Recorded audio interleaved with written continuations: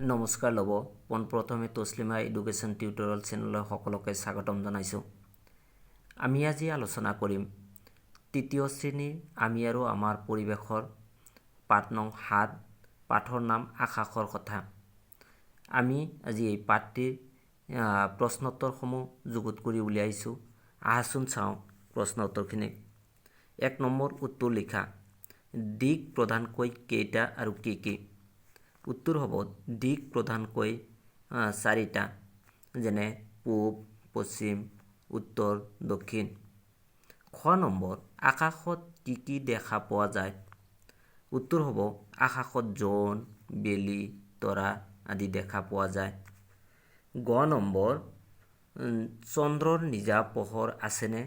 উত্তৰ হ'ব চন্দ্ৰৰ নিজা পোহৰ নাই। ঘ নম্বৰ বেলিৰ আন এটা নাম কি? উত্তৰ হ'ব বেলিৰ আন এটা নাম সূৰ্য। ঙ নম্বৰ ৰামধেনুৰ ৰং কেইটাৰ নাম লিখা? উত্তৰ হ'ব ৰামধেনুৰ ৰং কেইটা হ'ল বেঙুনীয়া, ঘন নীলা, নীলা, সেউজীয়া, হালধীয়া, সুমথিৰা আৰু ৰঙা। 2 নম্বৰ যে শুদ্ধ উত্তৰটো বাছি উলিয়াই ৰাইট চিন দিয়া। ক নম্বৰ পৃথিৱীৰ আটাইতকৈ ওচৰত চন্দ্ৰ, সূৰ্য, তৰাবোৰ আছে। উত্তৰ হ'ব চন্দ্ৰ। খ নম্বৰ পূৰ্ণিমাৰ পৰা অমাৱস্যালৈ 15 দিন সময় লাগে। উত্তৰ হ'ব 15 দিন।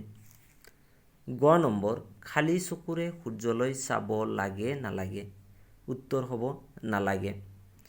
ঘ নম্বৰ ৰামধেনুৰ মুঠতে 7টা ৰং আছে। উত্তৰ হ'ব 7টা ৰং আছে। ইয়াত উত্তৰ হ'ব উত্তৰ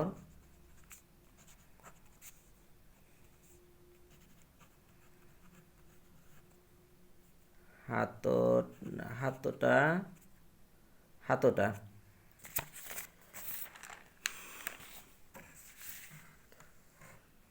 3 নম্বৰ খালী ঠাই পূৰ কৰা। ক সূৰ্যৰ নিজা তাপ আৰু ঢেঁচ আছে। উত্তৰ হ'ব পোহৰ। খ নম্বৰ ঢেঁচ চন্দ্ৰতকৈ বহুত গুণে ডাঙৰ। উত্তৰ হ'ব সূৰ্য। গ নম্বৰ তৰাবোৰ আমাৰ পৰা বহুত ঢেঁচ থকাৰ কাৰণে সৰু যেন লাগে। উত্তৰ হ'ব দূৰত থকাৰ কাৰণে। ঘ নম্বৰ চন্দ্ৰৰ নিজা ঢেঁচ নাই। উত্তৰ হ'ব পোহৰ নাই। 4 নম্বৰ দুপৰীয়া বেলিটোলৈ আমি কিয় পোনপটীয়াকৈ চাব নালাগে লিখা?